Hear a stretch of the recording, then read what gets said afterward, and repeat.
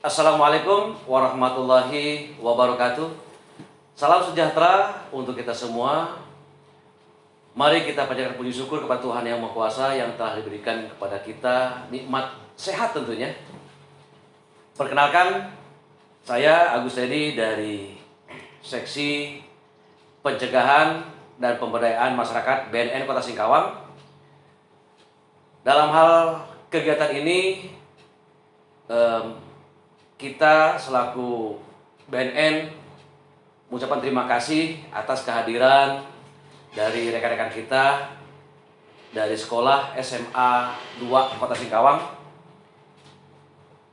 Kita sebagai umat manusia tentunya harus bersyukur. Kenapa saya katakan demikian? Karena sampai detik ini alhamdulillah kita terselamatkan dari hal-hal yang negatif, terutama dalam masa pandemi ini. Singkawang mungkin minim dari penyakit itu. Namun kali ini saya menyampaikan apa yang diminta oleh rekan-rekan kita dari SMA 2 Kota Singkawang dalam rangka masa perkenalan lingkungan sekolah. Baik, kita mulai. Di Indonesia ini sudah dinyatakan darurat narkoba. Tentunya ini diutarakan oleh Bapak Presiden kita. Ancaman narkoba ini sudah hampir semua di Indonesia terancam. Oleh karena itu, bagi generasi muda, terutama anak sekolah atau masa orientasi ini, masa pengenalan lingkungan di sekolah ini, sebagai Anda menyiapkan generasi muda, menjadikan pendidikan yang harus kita kita raih supaya kita menjadi orang yang lebih cerdas, lebih sehat, terutama terhindar dari narkoba. Materi yang kita sampaikan pada kali ini yaitu ancaman narkoba. Nanti kita lihat apa ancamannya gitu kan. Nah, sedangkan dasar hukum kita sebagai institusi Badan Narkotika Nasional Kota Singkawang tentunya merujuk kepada Undang-Undang Nomor 35 tentang narkotika.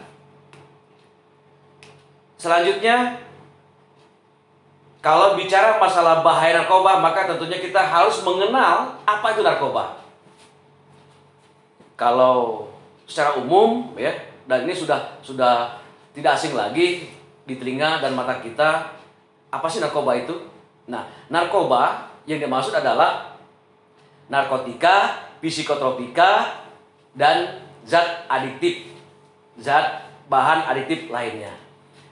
Tentunya dalam hal ini juga narkotika harus kita klasifikasikan.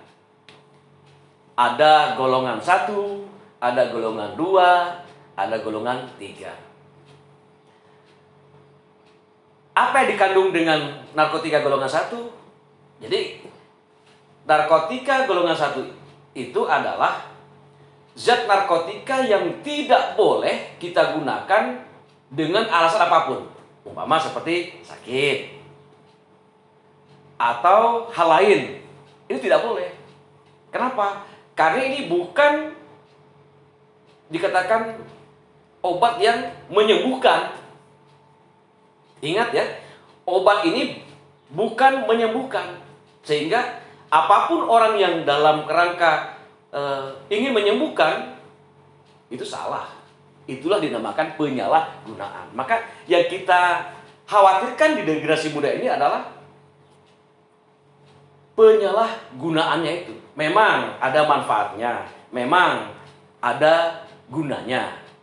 Toh dalam hal ini bukan kita yang serta-merta begitu sakit lalu kita beli, kita pakai yang namanya narkoba. Nah itu ya, golongan 1. Golongan 1 itu adalah golongan narkotika, zat yang terlarang yang tidak boleh digunakan untuk alasan apapun.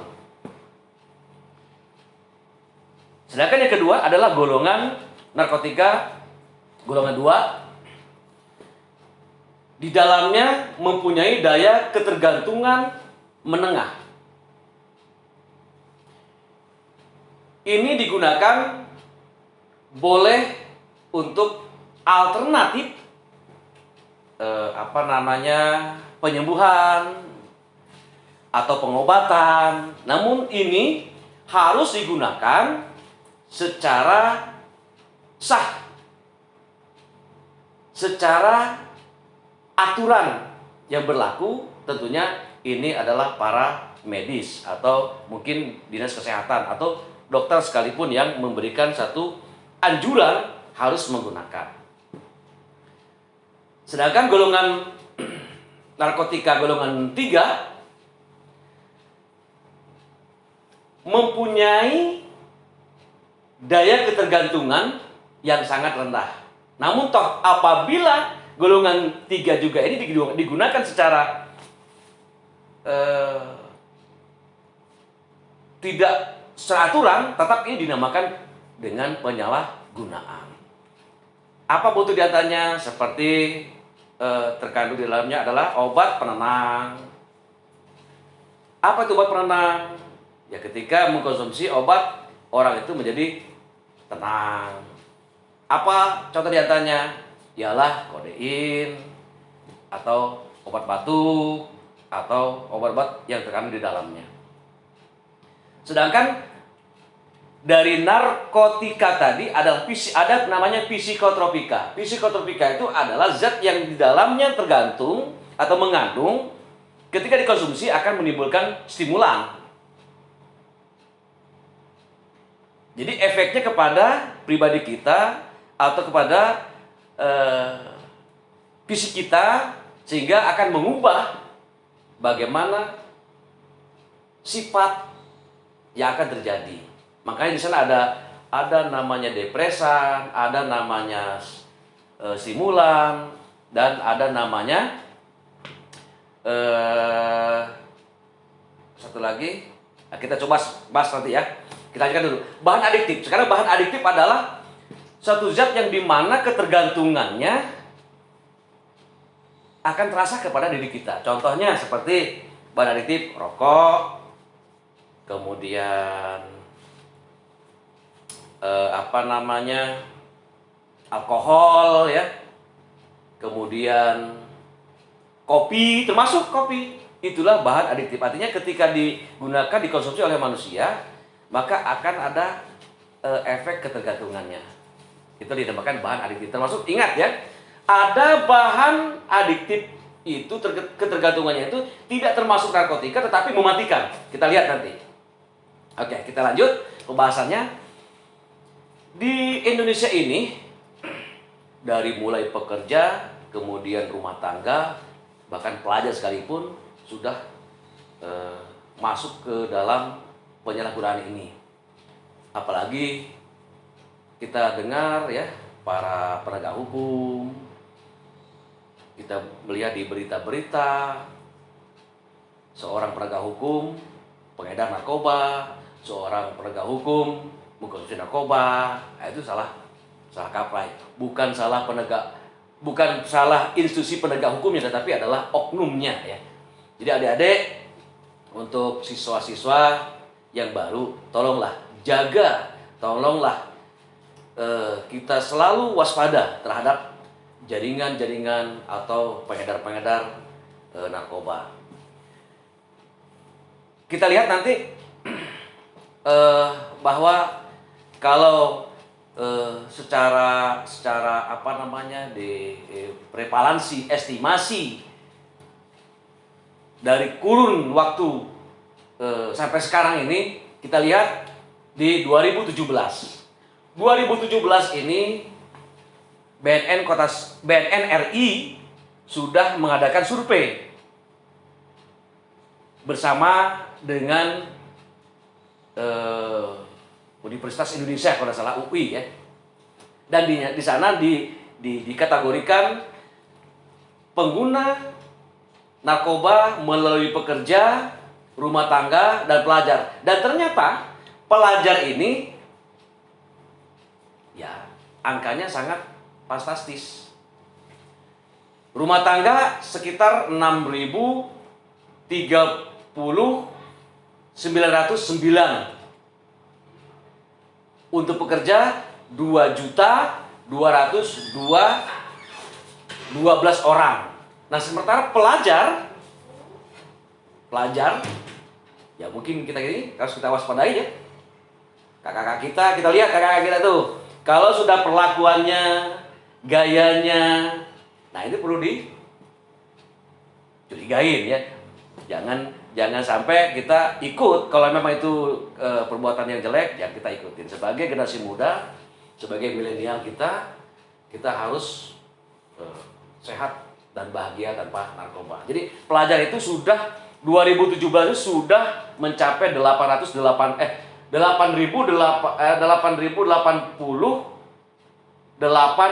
orang.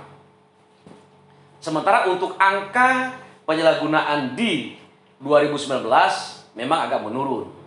Cuman, nah yang jadi penyesalan kita kadang-kadang nih, mohon maaf pada adik-adik, euforia muncul ketika kita mendengar satu kesusahan kita, contohnya seperti kelulusan sekolah, sehingga lepas kontrol. Itu kan perbuatan hal yang tidak baik. Contohnya seperti semprot-semprot baju, itu kan menimbulkan hal yang ini. Kemudian di motor sudah melanggar lalu lintas. Oleh karena itu, ingat pesan dari kami Badan Narkotika Nasional Kota Singkawang, kita harus cintai, kita harus berjibaku bagaimana cara memberantas, mencegah dari penyalahgunaan narkoba. Ingat ya, pelajar 2017 sudah 885 orang. Jangan sampai menambah lagi di tahun berikutnya. Terutama adik-adik nih, tolong jaga sekolah Anda terutama. Kenapa? Nah, kenapa? Karena efek yang ditimbulkan oleh narkoba itu maka akan muncul sifat-sifatnya, di antaranya depresan. Nah, ketika masuk ke dalam tubuh kita, apakah itu melalui mulut, melalui injeksi, melalui oral, dan sebagainya, maka akan muncul sifat namanya depresan. Terus yang kedua akan muncul namanya halusinasi atau halusinogen. Yang ketiga, stimulan. Jadi stimulan inilah yang kadang-kadang gimana ya, seorang itu loyo tapi begitu masuk kuat. Oke, saya jelaskan satu persatu. Sifat dan jenis narkotika pertama adalah depresan. Depresan itu adalah menghambat kerja otak dan aktivitas tubuh kita. Jadi kalau bahasa kita adalah gimana ya?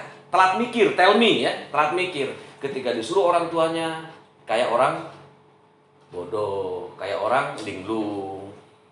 Ya pokoknya macam-macam lah ya. Apa diantaranya yang kandungan mengakibatkan depresan? Morfin, heroin, ya, putau, benzodiazepam, kemudian obat tidur termasuk ya. Kemudian inhalans. Nah, inhalans juga nih ada perlu kita waspadai ya. Jangan semena-mena itu merasa enak, segar, tapi kalau ada kan melebihi dari kategori yang ditentukan, tetap itu namanya penyalahgunaan. Itulah depresan. Jadi orang depres itu ya stres, kalau bahasa kita stres, dan mengakibatkan menjadi orang gila.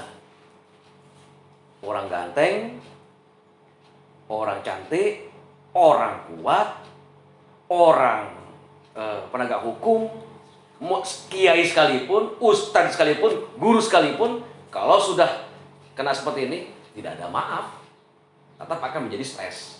Nah, tidak ada yang ganteng-ganteng ya cantik, hati-hati itu ya.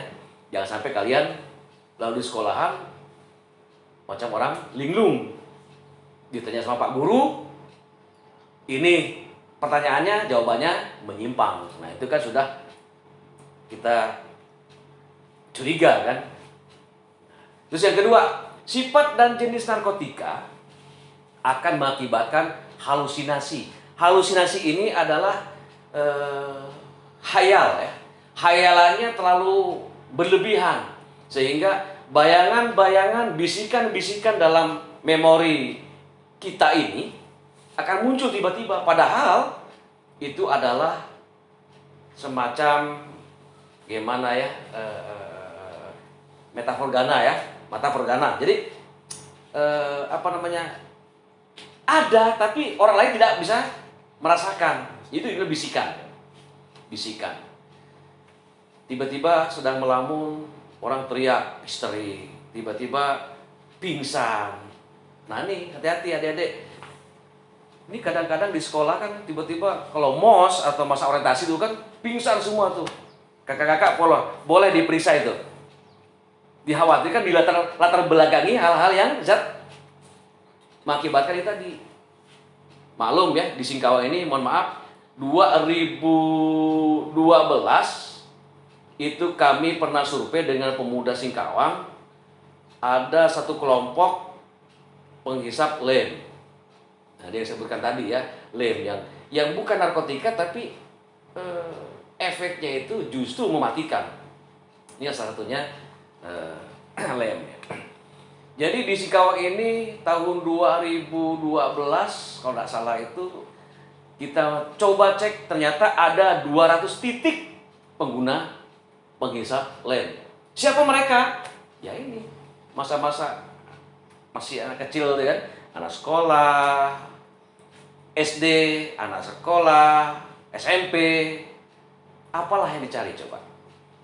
Lem itu bukan makanan manusia loh. Sampai gimana ya? Jadi orang berpikirnya hanya sifatnya pingin fly gitu kan. Tapi tidak mengingat kepada yang merusakkan dirinya. Itulah akan muncul namanya hayalan, halusinasi. Di antaranya ganja, sabu, dan lain sebagainya. Yang ketiga adalah halusinasi. Yang ketiga adalah stimulan. Nah, stimulan ini seolah-olah mempunyai daya kekuatan yang di luar dugaan kita. Kita lihat artis yang notabene mungkin show-nya dari pagi sampai ke malam, yang gak pernah istirahat, katanya pakai obat ini supaya kuat, supaya tidak capek. Nah, ini namanya stimulan. Atau mungkin pekerja, mungkin Anda bisa melihat, mohon maaf nih, bukan berarti untuk menyinggung satu pekerjaan ya. Kalau ketika orang ngaduk pasir katakanlah ya, 1 jam gak pernah berhenti-berhenti, berarti kan nafasnya itu kan tidak bisa diukur. Kita aja 1 menit nyangkul, sudah nafasnya ngos-ngosan, apalagi berat kayak kerja berat kayak gitu ya. Ini ketika orang menggunakan narkotika tidak seperti itu. Jadi apa namanya, ada semacam tenaga tambahan ya. Nah itu namanya stimulan. Jadi merespon yang tadinya ngantuk mungkin jadi tidak ngantuk ya.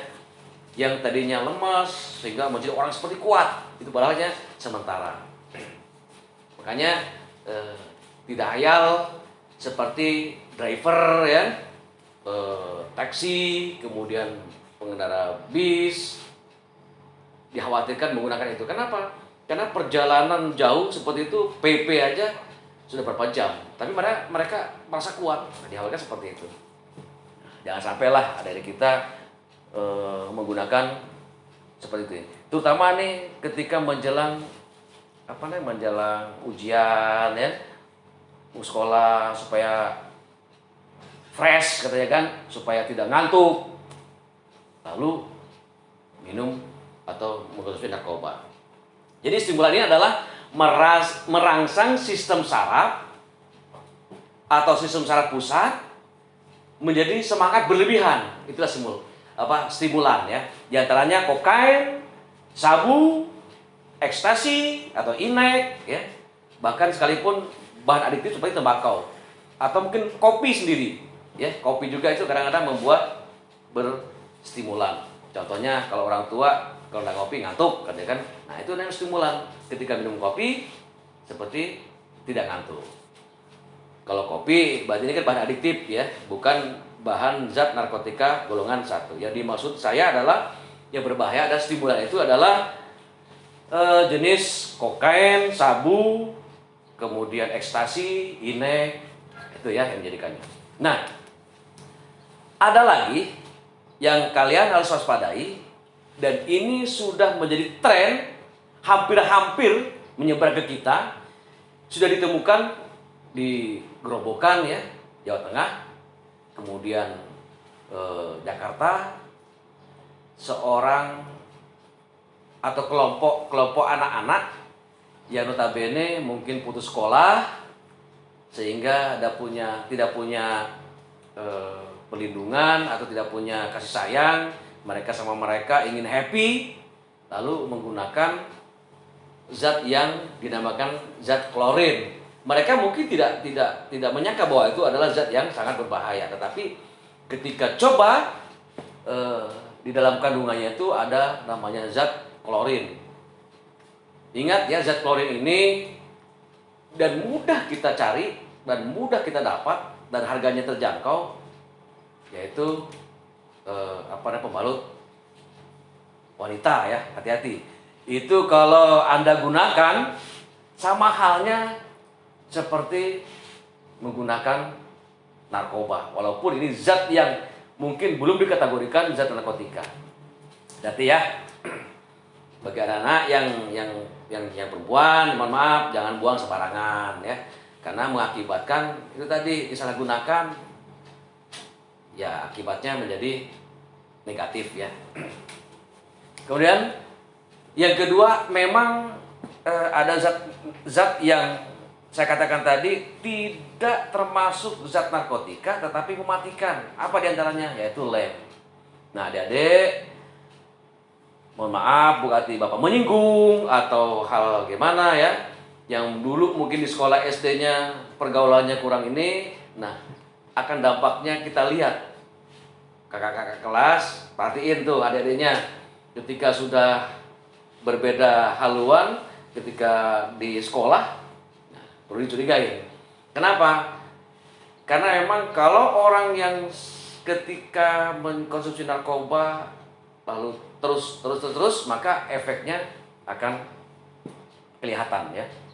Kemudian yang dimaksud ada zat narkotika tidak masuk dalam kategori golongan 1, 2, dan 3, tapi ini mematikan, yaitu lem. Di Singkawang saya katakan ada 200 titik 2012. Kalau andaikan kita satu titik aja 2 orang, berarti sudah 400 pengguna. 2011. Rentang waktu sekarang coba, berapa orang yang sudah stres? Yang sebagiannya sekolah tapi tidak sekolah, yang sebagiannya dia pintar jadi bodoh. Itu hati-hati. Karena lem ini mengakibatkan menjadi rusak secara permanen. Nah, yang dimaksud secara permanen itu berarti secara totalitas tidak lagi bisa disembuhkan lagi. Nah, maka adik-adik, kita harus waspada. Jangankan lem ya, mungkin sejenis lem seperti spidol, kutek, spiritus, bensin, apalagi minyak tanah, atau mungkin yang lainnya yang tidak sengaja kita hisap.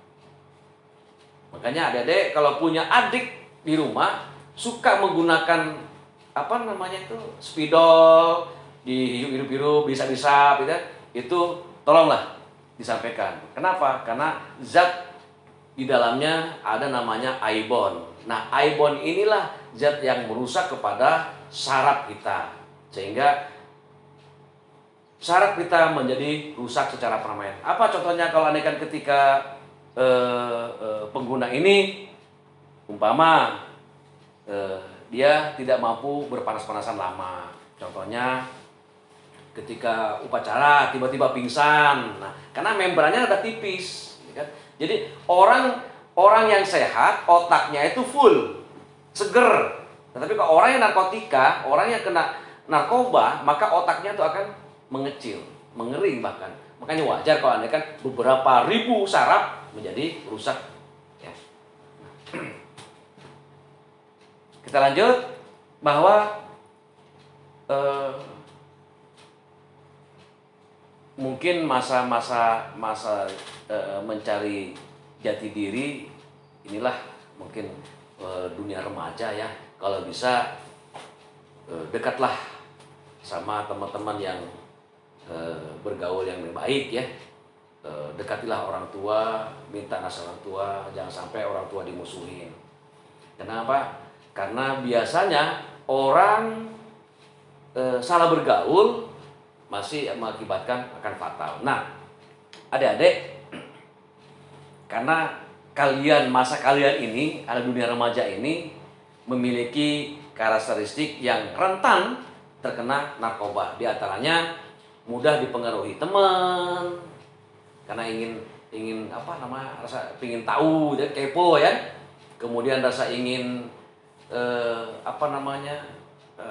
bagaimana teman, trennya teman ikut-ikutan, nah itu tren ya.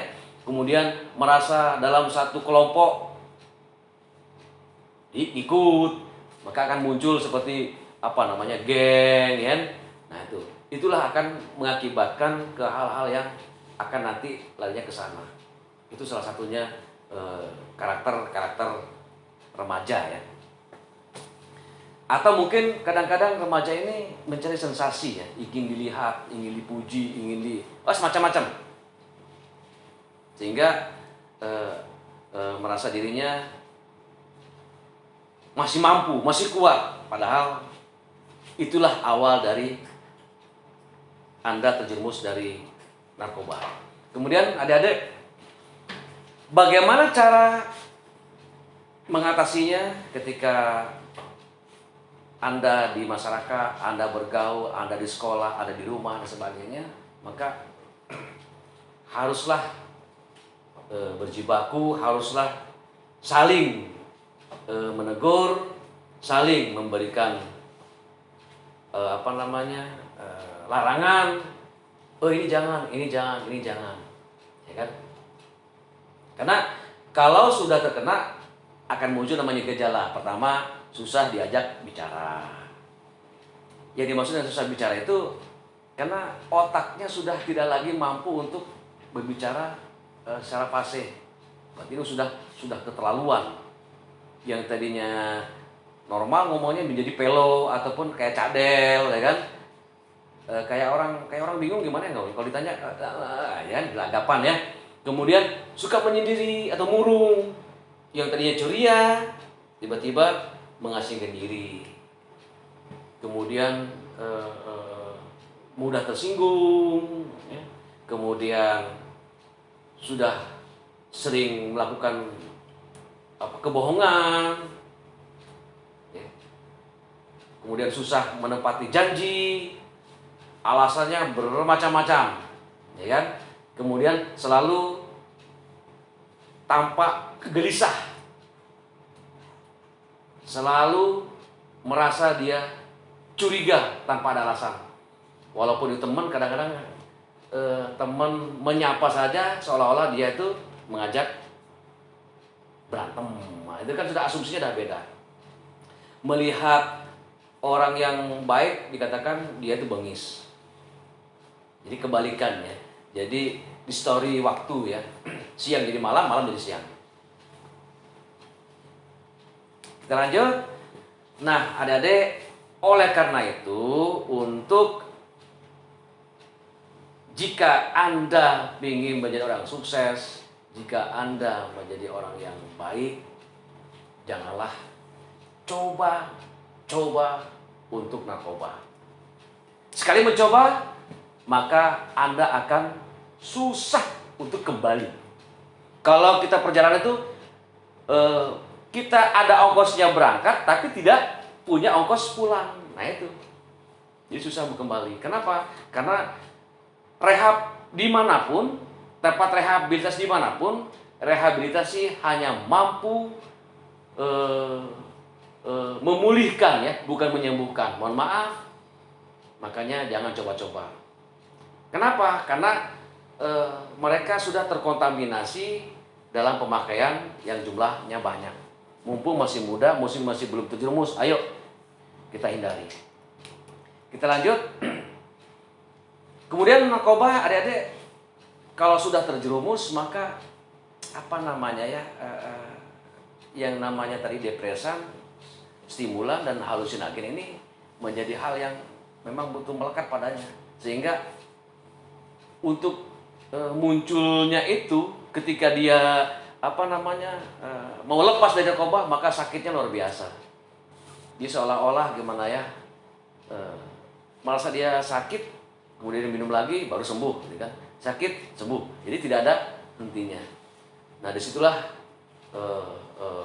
akan muncul namanya habitual ya, sehingga tidak lepas dengan adanya penggunaan narkotika yang pada akhirnya ketergantungan, dan jika tidak dihentikan maka akan meracuni tubuh kita sehingga akan menjadi fatal akibatnya, yaitu mati ya. Adik-adik, jangan sampailah yang kita sudah diberi kesehatan, diberi kesempatan untuk sekolah di mana saja, terutama di SMA 2, ingat orang tua, bahwa orang tua menitipkan kepada Anda untuk menjadi orang yang terbaik, menjadi orang yang sukses, menjadi orang yang pintar. Dan kami dari BNI Kota Singkawang ingat kepada adik-adik, jika berteman, jika bergaul atau di mana saja, kemudian mengkonsumsi apakah itu dikasih atau beli atau bagaimana, ketika sudah masuk ke dalam tubuh kita zat itu, maka jika ada perubahan sikap, jika ada perubahan kesadaran atau menurunkan kesadaran, maka Anda harus segera konfirmasi kepada keluarga atau orang tua, karena akan mengakibatkan fatal. Siapa tahu bahwa itu adalah zat yang dimaksudkan menjadi masuk dalam tubuh kita ya. Walaupun itu bukan narkotika, tapi kalau andaikan sudah masuk, ada di dalamnya ada berpengaruh kepada itu, dikhawatirkan itu salah satunya zat yang terkandung dalam narkotika. Memang narkotika ini banyak sekali ya, terutama sekarang ini kan banyak kita lihat dan kita dengar namanya pengguna kratom ya. Kratom, adik, kalau memang dia mengkonsumsi kratom, sudahlah hentikan, karena kratom memang belum masuk ke kategori narkotika, tetapi ini sudah dalam penelitian, dan kratom ini efeknya 13 kali narkotika. Jadi waspada. Jadi tahun 2022